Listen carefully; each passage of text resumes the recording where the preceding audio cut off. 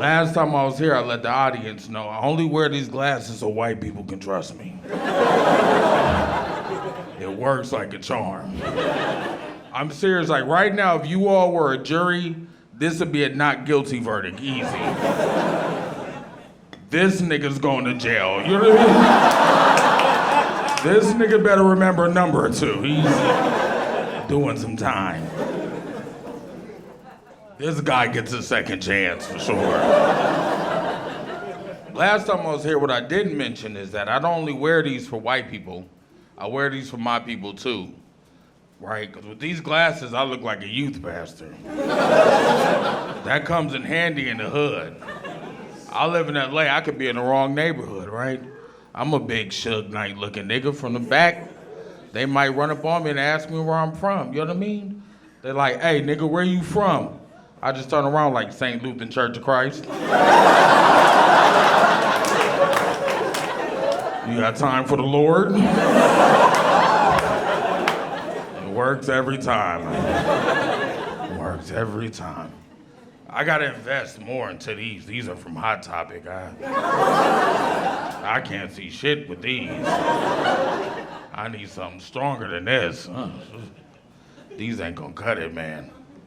I need like some lens crafter shit, you know what I mean? Something that's just gonna satisfy. Any white people in there got glasses I could borrow? Any? Okay, my brother right there, he's not afraid. He's like, I'll catch sickle cell, fuck it. You mind passing them up, Jeffrey? Oh man, these are the real deal. I feel the whiteness in these. Look at this cheap bullshit. You mind holding these, Kelly? I like your hair. The color of your hair is cancel culture, man. These the real deal, man. I feel the whiteness in this shit. Man, oh. I don't think you're supposed to give me these, man. I have white man vision now. I see the world through a white man's eyes. What's all this shit floating around in the air, man? It looks like opportunity. It's everywhere. It's an abundance. Oh, I gotta take these off. This is getting dangerous. I got the sudden urge to get in a submarine to see the Titanic. That's the bad thing. Enjoy that sickle cell, man. It's on the house. Thank you, Kelly. What's her real name, by the way? I don't want to be racist. It's what? I was close, Courtney. Of course it's Courtney, right? Oh, man.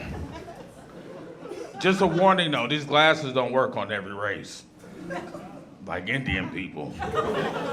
Indian parents over 50 are extremely racist. Every time my Indian friends have brought me home, their parents look at me with disappointment and disgust.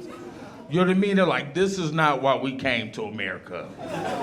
You need to hang out with whites. No, it's the look they give me. Then they have a secret meeting in the other room, and they speak Hindi aggressively, and it's like racial.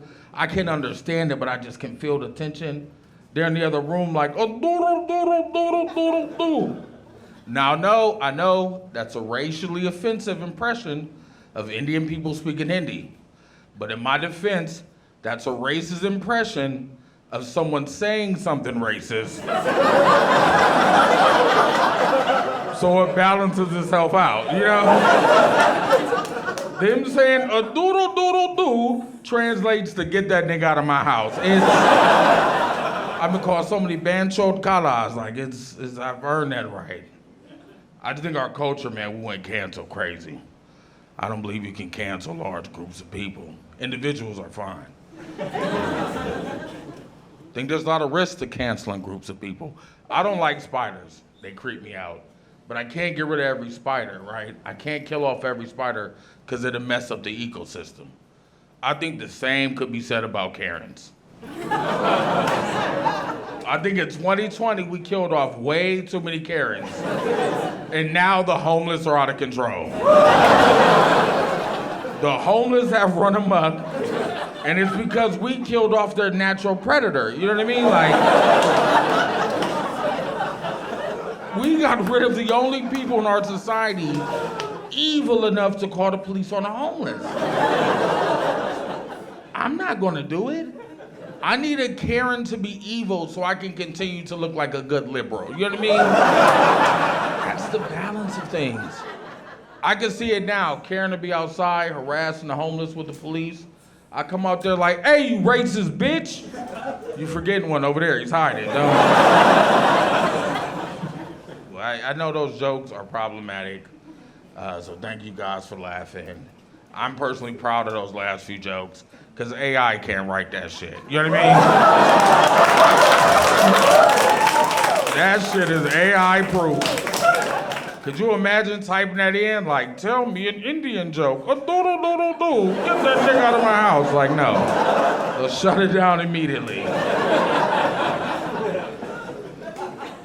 All that stuff has me concerned. AI, global warming. Now the government is just exposing aliens and shit. Like, before I go to therapy, I just want to know, is the world ending or not? Because I don't want to waste my time in therapy becoming a better person when I could be learning more useful skills like parkour. You know what I mean? Like, I'm afraid when the world ends, I won't know how to hunt or pull the trigger on a rifle, but I'll know all my emotional triggers. I'll know what triggers me. Like, what if I'm attacked by a grizzly bear, right? He gets up on his hind legs like, roar! And my only defense is, honestly, bro, I think you're projecting. I think there's some cubhood trauma you need to address. I don't have any useful skills for the end of the world. Before comedy, I worked at Taco Bell.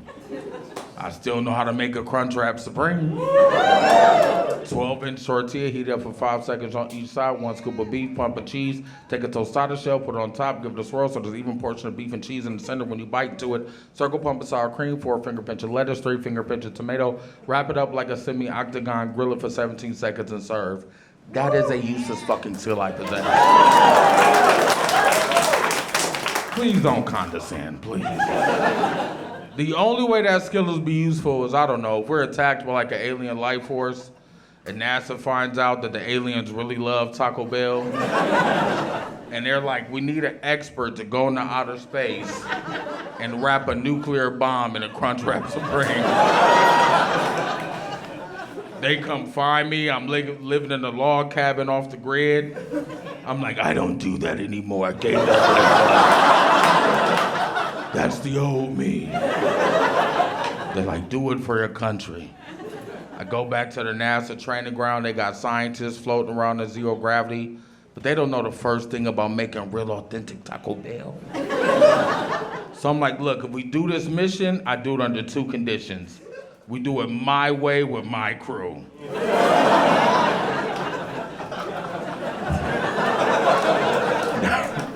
Now we gotta ride around getting the old gang back together for one last mission. Save mankind. People on my list are qualified, experts in their field, but NASA's a little suspicious of them.